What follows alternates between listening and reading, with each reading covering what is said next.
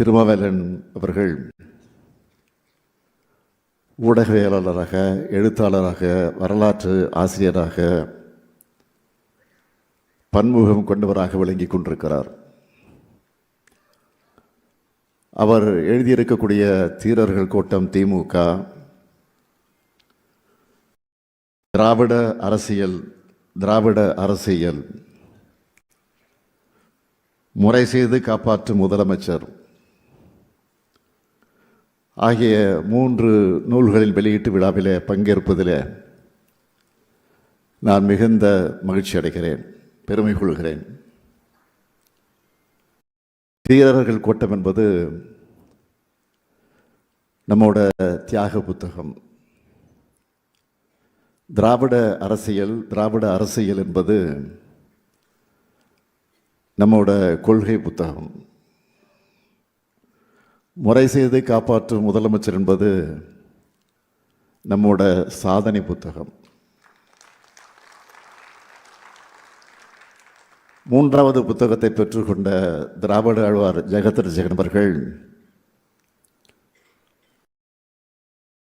பேச இருந்ததெல்லாம் மறந்துவிட்டேன் என்று சொல்லி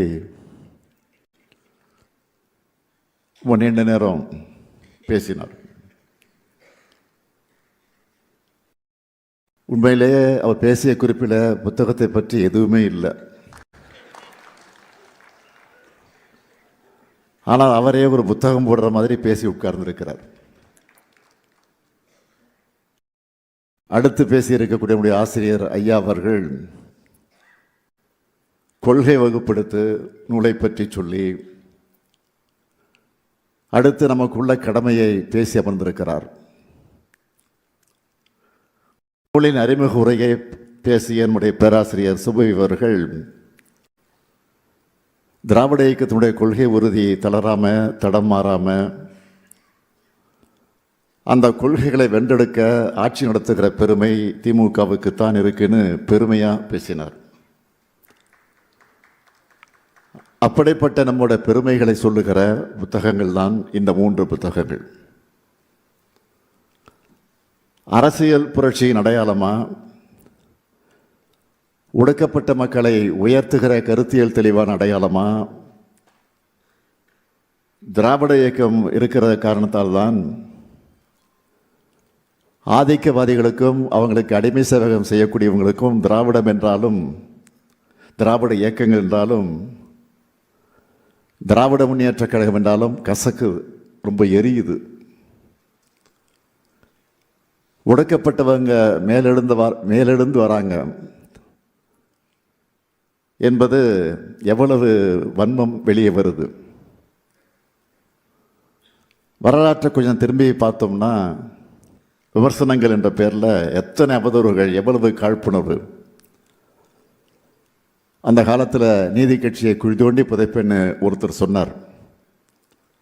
ஆனால் இன்னைக்கு நிலைமை என்ன? 100 ஆண்டுகள் கழிச்சும் நீதி கட்சியோட நீட்சியாக நாம் தமிழ்நாட்டு மக்களோட ஆதரவோட மக்களோட பயணத்தை தொடர்ந்துக்கிட்டு இருக்கோம்.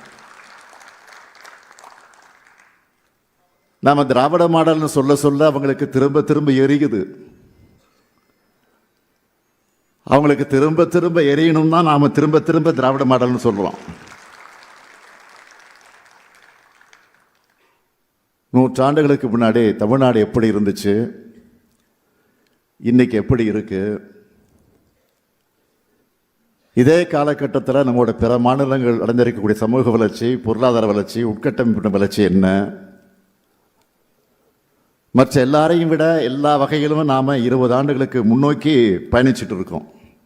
கண்கூடா தெரிகிற இந்த உண்மைகளை கூட மறைக்கலாம்னு நினச்சி சிலர் என்ன கேட்குறாங்க, திராவிடம் என்ன செஞ்சுது,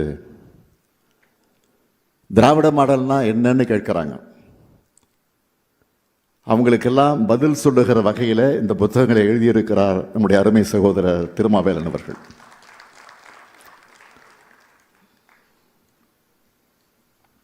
ஒரு எழுத்தாளருக்கு, அதுவும் திராவிட இயக்க எழுத்தாளருக்கு இருக்க வேண்டிய உண்மையான கடமையை நம்முடைய திருமாவேலன் அவர்கள் செஞ்சிருக்கிறார்.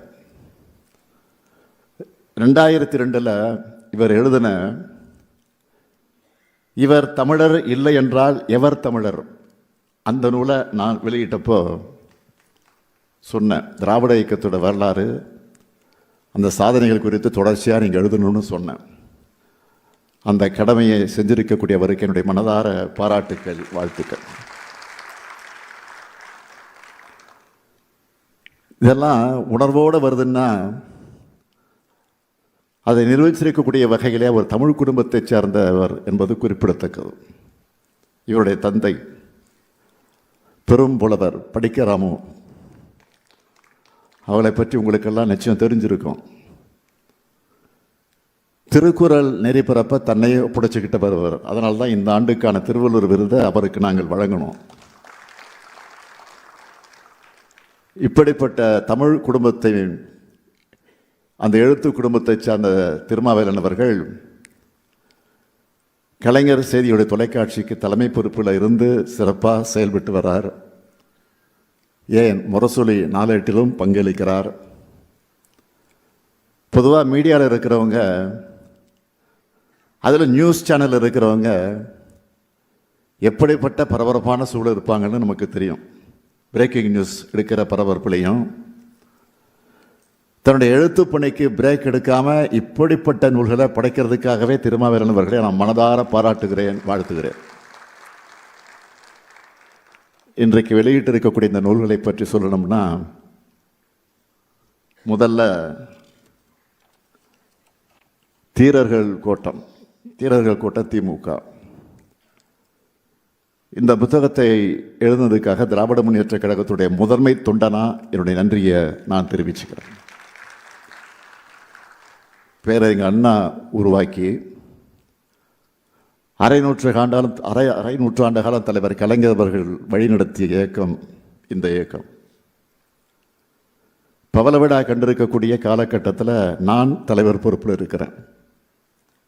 வெள்ளி விழா, பொன் விழா, பவள விழா தொடர்ந்து ஆட்சி பொறுப்பில் இருக்கிற திராவிட முன்னேற்ற கழகம் நிச்சயம் நூற்றாண்டு விழா காலத்திலேயும் ஆட்சி பொறுப்பில் இருந்து தமிழ்நாட்டை முன்னேற்ற பாதைகளை அழைத்து செல்லும். அதுக்கான வலிமை கோடிக்கணக்கான உடன்பிறப்புகளுக்கு இருக்கு.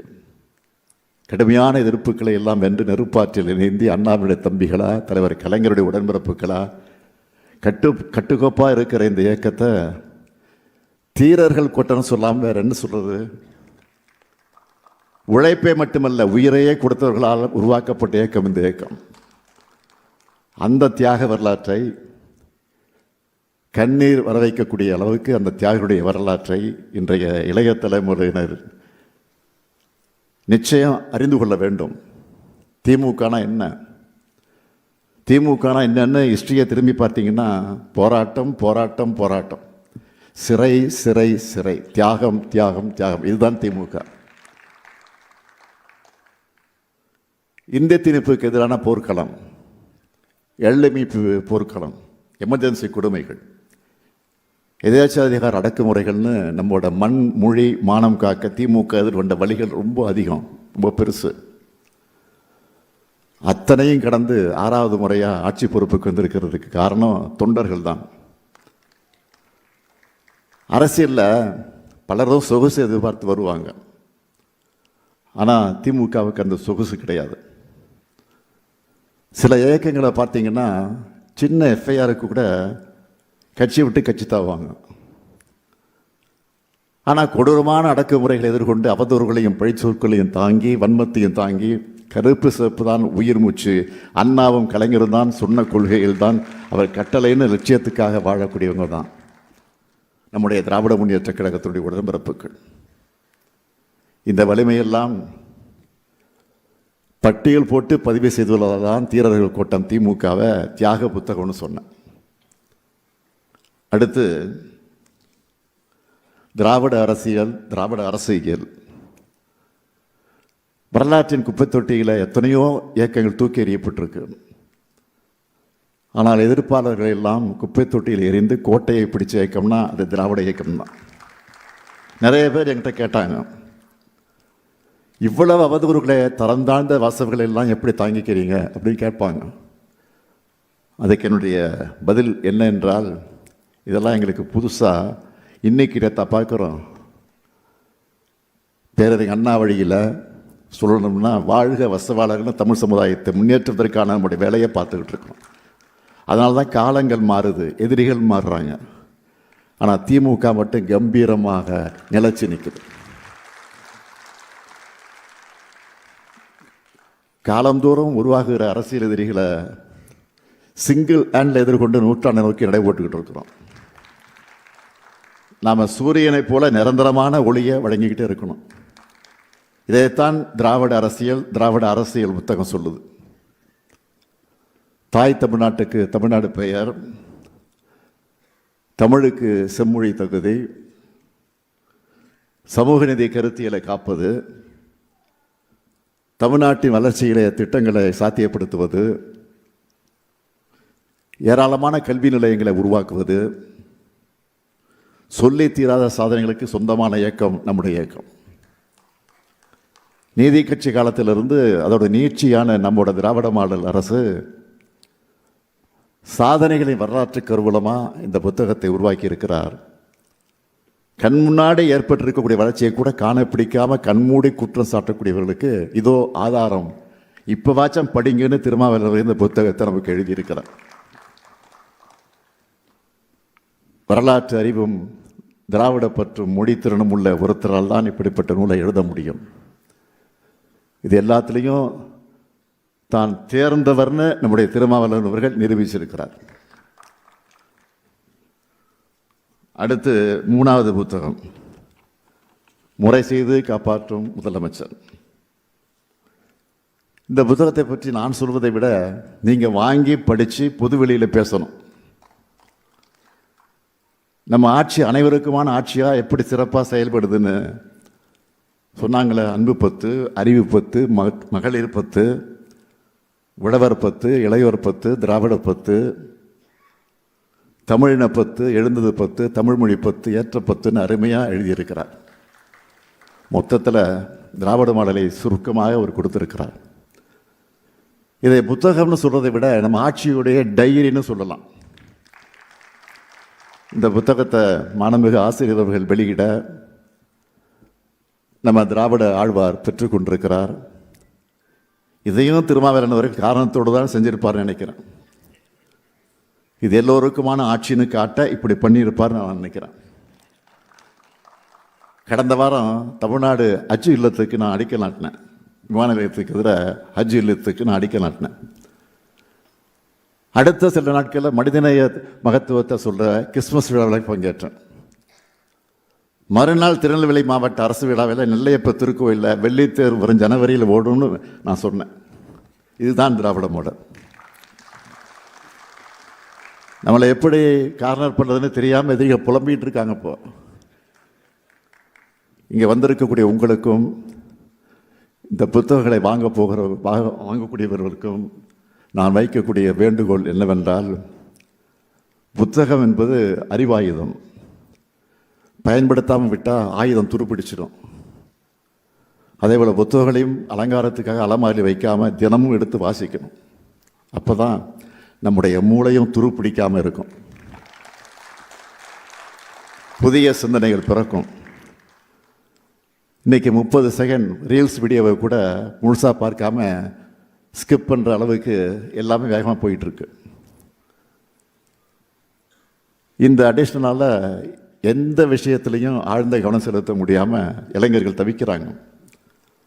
ஆனால் குட் திங்ஸ் டேக் டைம்னு அவங்க புரிஞ்சிக்கணும். இது போன்ற சூழ்நிலையில் புத்தக வாசிப்பு தான் மனதை ஒருமுகப்படுத்துகிற மெடிடேஷன். அதனால் நீங்கள் எவ்வளவு பிஸியான வேலைகள் இருந்தாலும் ஒரு நாளைக்கு ஒரு அரை மணி நேரம் அல்லது 15 நிமிடமாவது புத்தகங்களை வாசிங்க. உங்களை பார்த்து வீட்டில் இருக்க குழந்தைகளும் இதை ஃபாலோ பண்ணுவாங்க. பசங்களுக்கு பெற்றோர்கள் தான் எக்ஸாம்பிளாக இருக்கணும். மாவட்டந்தோறும் புத்தக திருவிழாக்கள், ஜனவரியில் நான் தொடங்கி வைக்க இருக்கிற சென்னை புத்தக கண்காட்சி, அண்மையில் இளைஞரணியின் செயலாளர் உதயநிதி நடத்தின அறிவு திருவிழா, இதெல்லாம் ஆழ்ந்த வாசிப்பை நோக்கி இளைஞர்களை நகர்த்துகிற முயற்சி தான். நம்முடைய அறிவு பாரம்பரியம் தொடரும் வரை ஆரிய ஆதிக்கவாதிகள் வந்த வழி மறந்த அடிமைகள், அறிவற்ற அரைகுறைகள்னு யாரும் இந்த ஆலமரத்தை அசைச்சு பார்க்க முடியாது. இங்க அறிவித்து அணையாம இருப்பதால் தான் நம்ம ஊர் கலவரத்தைய பத்த வைக்க முடியல. வாசிப்பும் வளர்ச்சியும் ஒன்னோட ஒன்றா தொடர்புடையது. அதை உணர்ந்து காலத்துக்கேற்ற கருத்து ஆயுதங்களை கூர்த்திட்டி கொடுக்கக்கூடிய திருமாவளவன் அவர்களை மீண்டும் பாராட்டி, திராவிடம் எனும் அறிவொளி இயக்கத்தால் நிபந்த தமிழ்நாடு ஒரு நாளும் தலைகுனியாது, பாசிசவாதிகளின் பகல் கனவு இங்கு பலிக்காது. வரலாற்றை படிப்போம், தொடர்ந்து வரலாறு படைப்போம். நன்றி, வணக்கம். மாண்புமிகு முதலமைச்சர் அவர்கள் செய்தி தொலைக்காட்சியின் பிரேக்கிங் பற்றி பேசினார். உண்மைதான். முதலமைச்சர் அவர்கள் பிரேக்